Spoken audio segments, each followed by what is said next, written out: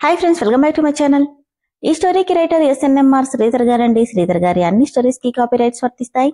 ఆయన పర్మిషన్ లేకుండా యూట్యూబ్ లోనే కాదు మరే ఇతర సోషల్ మీడియా నెట్వర్క్ లో కూడా ఆయన స్టోరీస్ ని అప్లోడ్ చేయడానికి వీల్లేదు. దయచేసి అలా చేయకండి ఫ్రెండ్స్. అలా చేస్తే లీగల్ గా చాలా ప్రాబ్లమ్స్ వస్తుంది. అలానే ఈ స్టోరీస్ చదువుతున్న వాళ్ళైనా వింటున్న వాళ్ళైనా మీరు మరే ఛానల్లోనైనా శ్రీధర్ గారి స్టోరీస్ ని చూసినట్లయితే వెంటనే నాకు కామెంట్ బాక్స్ లో మెసేజ్ చేయండి. ఇది పూర్తిగా శ్రీధర్ గారి ఛానల్ అండి. కేవలం ఆయన స్టోరీస్ మాత్రమే ఇందులో ఉంటాయి. కానీ కొంతమంది పేర్లు మార్చి వేరే ఛానల్స్ లో ఆయన స్టోరీస్ ని పర్మిషన్ తీసుకోకుండా కాపీ చేసి అప్లోడ్ చేస్తున్నారు. మీరు కానీ అలా చూసినట్లయితే నాకు మెసేజ్ చేయండి. ఇక లేట్ చేయకుండా వీడియోలోకి వెళ్ళిపోదాం ఫ్రెండ్స్. ఎస్ఎన్ఎంఆర్ శ్రీధర్ గారు రాసినటువంటి ఈ రాధాకృష్ణ అర్పణం 197వ భాగం. నేనొక డాక్టర్ని. ప్రాణం తీయడమే కాదు, తీయడం కూడా తెలిసిన వాణ్ణి. నా వాళ్ల జోలికొస్తే ఎదుటిన్నది ఎవరిని కూడా ఆలోచించను, జాగ్రత్త అంటూ సంజయ్ చెప్పిన మాటకి చేతిలోని ఫోన్ కిందకి జారిపోయింది నివాస్కి. ముద్దులొలికే నిషాన్ రూపం కళ్ల ముందు మెదులుతుంటే నిజంగానే సంజయ్ ఏదైనా చేస్తాడా అన్న ఆలోచనకి గుండె ఆగినంత పనైంది నివాస్కి. పరిచయం కొద్ది రోజులైనా సంజయ్ మనస్తత్వం పూర్తిగా తెలుసు. కానీ పరిస్థితులు మనిషిని ఎలా మారుస్తాయో తనే ఒక నిదర్శనం. తనకెటువంటి సంబంధం లేని ఒక అమ్మాయి కోసం ఎంతలా పాకులాడుతున్నాడో తనకి తెలియంది కాదు. బాబుని నిజంగానే ఏమైనా చేస్తే అన్న ఆలోచనకే నుదుటి మీద చెమటలు అలముకుంటున్నాయి నివాస్కి. వాడు తనకి బిడ్డ మాత్రమే కాదు, తను ప్రాణంగా ప్రేమించిన సంధ్యకి ప్రతిరూపం. లేదు, నా బాబుకేం కాదు అని గట్టిగా అనుకుంటుండగానే డోర్ బెల్ మోగడంతో రాధికని ఒకసారి చూసి డోర్ ఓపెన్ చేశాడు నివాస్. హాయ్ నివాస్ అంటూ విష్ చేసింది తెలిసిన lady doctor. Hi doctor, please come. స్పృహలో లేని రాధికని చూసి ఏమైంది? కారు విండో తగిలి పెయింట్ అయింది, కొంచెం చూడండి అనడంతో స్టెథోస్కోప్తో రాధికని చెక్ చేసి బాగా నీరసంగా ఉన్నట్టుంది. పైగా ఫుడ్ కూడా సరిగా తీసుకుంటున్నట్టు లేదు. ఏమైనా ప్రాబ్లమా అని అడిగింది. అదేం లేదు డాక్టర్. Are you sure? ఎందుకు అడుగుతున్నానంటే మీ మధ్య వైఫ్ అండ్ హస్బెండ్ మధ్య గొడవలు ఎక్కువైపోయాయి. ఇదిగో హెల్త్ ఇలా డిస్టర్బ్ చేసుకుంటున్నారు. అలాంటిదేం లేదు డాక్టర్, ఇందాకే బెంగళూరు నుండి వచ్చాను. బై మిస్టేక్ కార్ విండోకి తగిలి స్పృహ తప్పిందంతే. ఓకే అంటూ ఒక ఇంజెక్షన్ చేసి కాసేపటికి స్పృహ వస్తుంది, కాకపోతే చాలా నీరసంగా ఉంది. లిక్విడ్స్ ఏమైనా ఇవ్వండి అని చెప్పి డాక్టర్ వెళ్ళిపోయింది. సంజయ్ చెప్పింది నిజమో అబద్ధమో తెలుసుకోవడానికి అపార్ట్మెంట్ సెక్యూరిటీ వాళ్ళకి కాల్ చేశాడు నివాస్. మీ గొడవలకి బాబు కాస్త భయపడిపోయి దూరంగా ఉండిపోయాడు సార్. మేడంని మీరు లాక్కెళ్లేటప్పుడు బాబు పక్కనే ఉన్నాడు. మీరు గమనించకుండా మేడంని మాత్రమే తీసుకెళ్లిపోయారు. ఆ తర్వాత సంజయ్ గారికి స్పృహ రాగానే ఏడుస్తున్న బాబుని సంజయ్ తీసుకెళ్లిపోయారు. What nonsense! వాడు నా కొడుకు. మా ఇద్దరికీ పడట్లేదని మీకు తెలిసిందేగా. నాకొకసారి ఫోన్ చేసి చెప్పాలిగా అని కోపంగా అడిగాడు సెక్యూరిటీ వాళ్లను నివాస్. చెప్పాను సార్, కానీ ఆయన వినిపించుకోలేదు. బాబు కావాలంటే వాడి బాబుని రమ్మని చెప్పమని తీసుకెళ్లిపోయాడు అనడంతో గాడ్, ఇప్పుడు బాబు సంజయ్ దగ్గరున్నాడా అనుకుంటూ చేతిలోని ఫోన్ని డామిట్ అంటూ విసిరి కొట్టాడు నివాస్. ఏంట్రా నువ్వు చేస్తుంది? చిన్నపిల్లల్ని అడ్డు పెట్టుకోవడమేంటి? వినడానికే ఏదోలా ఉంది అంటూ బాబుని ఎత్తుకుంది రమ. అమ్మా, నేనలా చేయనని వాడికి కూడా తెలుసు. కానీ వాడికి బాబు కావాలంటే రాధిక ఖచ్చితంగా అప్పగించాలి. అందుకోసమైనా రాధికతో సహా బెంగళూరుకొస్తాడు, చూస్తూ ఉండు. కానీ సంజయ్, నువ్వెందుకు ఇంత రిస్క్ తీసుకుంటున్నావో నాకు అర్థం కావట్లేదు. ఒక చిన్న మాట పోలీసులకి చెప్తే సరిపోతుంది కదా అంది శ్యామల. నిజమే అన్నయ్య, ఇదంతా అవసరమా?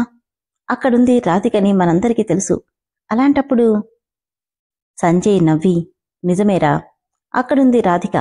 కానీ 5 నెలలు అర్థం లేని అనుమానాలతో నా దగ్గర నుండి ఎటు వెళ్లాలో తెలియక ఒంటరిగా తన ప్రయాణాన్ని సాగించిన తనకి నివాస్ షెల్టర్ ఇచ్చాడు. తను ఎన్ని రోజులుగా అక్కడ సేఫ్టీగా ఉందంటే దానికి కారణం నివాసే. కాకపోతే ఎవ్వరూ లేని ఒంటరితనం అంతన్ని అందరికీ దూరం చేస్తే అనుకోని విధంగా అతని జీవితంలోకి వచ్చి సంధ్య కొండంత ప్రేమను చూపించి తను కూడా అతని మధ్యలోనే ఒంటరివాణ్ణి చేసి వెళ్ళిపోయింది. దాంతో సంధ్య చనిపోయినప్పటి నుండి తనకి తనే ఒక సర్కిల్ గీసుకుని అందులోనే ఉండిపోయాడు నివాస్. కానీ అనుకోకుండా సంధ్య రూపంతో ఉన్న రాధిక దగ్గరికి చేరడమే కాక ఒక ఫ్రెండ్గా తనతో కష్టసుఖాలను పంచుకున్న ఆమెను వదులుకోవడానికి సిద్ధపడట్లేదు. వాడిది ప్రేమ కాదు, అలానే తను చేస్తుంది తప్పన్న విషయం కూడా వాడికి తెలుసు.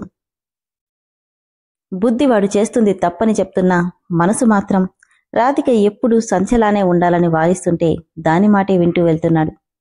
ఒక్కసారి వాడు చేస్తుంది ఎంత తప్పో వాడి మనసుకు అర్థమైతే, వాడెవడి కోసమో నువ్విలా టైం వేస్ట్ చేసుకోవడం ఏంటన్నయ్యా అని సాకేత్ విసుగ్గా అడిగాడు. నిజంగానే నివాస్కి రాధిక మీద ఎలాంటి చెడు అభిప్రాయం లేదు సాకేత్. పైగా కొద్ది రోజుల పరిచయమే అయినా తెలియకుండానే నాకు బెస్ట్ ఫ్రెండ్గా అయ్యాడు. వాణ్ణి మార్చాలి, అందుకే ఈ మ్యాటర్ పోలీసుల దాకా తీసుకెళ్లట్లేదు అనడంతో ఎవ్వరూ ఇంకేమీ మాట్లాడలేకపోయారు. ఇంతలో సంజయ్ కోసం లోపలికొచ్చిన సరయు గౌతమి ఇచ్చిన పాలు తాగుతున్న బాబుని రెప్పకొట్టక చూస్తుంది. సరయుని 2 సార్లు చూసిన పరిచయంతో తనని చూడగానే సన్నగా నవ్వుతున్న బాబుని చూసి పెదవుల మీదకి నవ్వొచ్చేసింది సరయుకి. అయితే నా హెల్ప్ ఏమీ వద్దంటావు అని శ్యామల అడిగితే, అవసరమైతే ఖచ్చితంగా అడుగుతాను మేడం అంటూనే డోర్ వైపు చూసిన సంజయ్కి బాబుని రెప్పకొట్టక చూస్తున్న సరయుని చూసి, సరు ఏమైంది అని అడిగాడు. అప్పుడు స్పృహలోకొచ్చి ఏం లేదు అంటూనే కన్నీళ్లతో బాబు ముందు చైర్లో కూర్చుని, నీ పేరేంటి అని అడుగుతుంటే నిషాన్. నివాస్ సంధ్య పేరుతో కలిపి పెట్టాడని అర్థమై ఎప్పుడు చూడని తన అక్కకి ప్రతిరూపాన్ని ప్రేమగా ముద్దు పెట్టుకుని ఒళ్ళోకి తీసుకుంది సరయు. ఏమైంది సరు?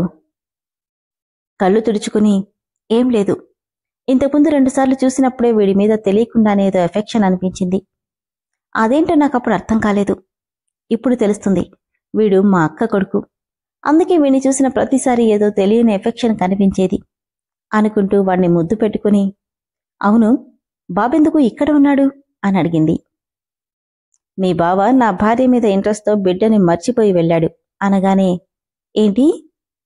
జరిగిందంతా ఒక్క ముక్కలో చెప్పాడు సంజయ్. ఓ గాడ్, ఇప్పుడెలా? కానీ సంజయ్, అక్కడుంది రాధిక కాదు, మా అక్క సంధ్యే. నువ్వెక్కడ వాళ్ళ మధ్యలోకి వస్తావోనని తనని తీసుకుని నివాస్ వెళ్ళిపోయి ఉంటాడు. బాబుని వాళ్ళకి అప్పగించాల్సింది అని అడిగింది ఏమీ తెలియనట్టుగానే సరయు. మీ అక్క చనిపోయి ఆల్రెడీ 5 ఏళ్లయింది, అక్కడుంది రాధిక అని బేస్ వాయిస్తో చెప్పాడు సంజయ్. కానీ అక్కడ ఉంది మా అక్కేనని తను కూడా చెప్పింది కదా. పైగా నివాస్ మా పెద్దమ్మ పెదనాన్న కూడా తను సంధ్య అంటున్నారు. నువ్వు పొరపాటు పడుతున్నావేమో సంజయ్, తను రాధిక కాదు. రాధిక ఇక్కడ లేదు, ఎక్కడికెళ్ళిందో తెలీదు. తన రూపంతో ఉన్నంత మాత్రాన రాధిక అయిపోదు కదా అని సరయు అంటే, తను రాధిక కాదు అని నీకు క్లారిటీ ఇవ్వాల్సిన అవసరం లేదు సరు. అసలు ఎందుకంటే తను రాధికేనని నీకు బాగా తెలుసు అని స్ట్రెయిట్గా అడిగాడు సంజయ్ తడబడుతూ. అరే, నాకెలా తెలుస్తుంది? నేనింతవరకు మా అక్కని చూడనే లేదు. పెద్దమ్మ వాళ్ళంతా తనే సంధ్య అంటున్నారు. మేబీ సంధ్యక్క రాధికలా ఉందేమో. హ్యాండ్స్ ఫోల్డ్ చేసుకుని సీరియస్గా తన ముందుకొచ్చి, 2 డేస్ బ్యాక్ రామ్మూర్తి నగర్లో నేను రాధిక మీట్ అయినప్పుడు నువ్వక్కడే ఉండడం నేను చూశాను సరు అని సీరియస్ టోన్తో వచ్చిన సంజయ్ గొంతుకు షాక్తో కళ్ళు పెద్దవి చేసింది సరయు. ఏంటలా చూస్తున్నావు? నేను చెప్పింది నిజమే కదా. ఆ రోజు నువ్వక్కడే ఉన్నావు, మా ఇద్దరినీ చూశావు, బాధపడుతూ వెళ్ళిపోయావు. తను రాధికని నీకు అప్పుడే క్లారిటీ వచ్చిందిగా, ఇప్పుడెందుకు సంధ్య అంటున్నావు? లేదు, ఆ రోజు నేనక్కడ లేను అని తడబడుతూ చెప్పింది సరయు. సరు, నువ్వేంటో నాకు 10 ఏళ్ల నుండి తెలుసు. నువ్వు అబద్ధం చెప్తున్నావో నిజం చెప్తున్నావో నేను తెలుసుకోలేనా? నేను ఆ రోజు అక్కడ లేను, అయినా అక్కడుంది సంధ్య కాదు.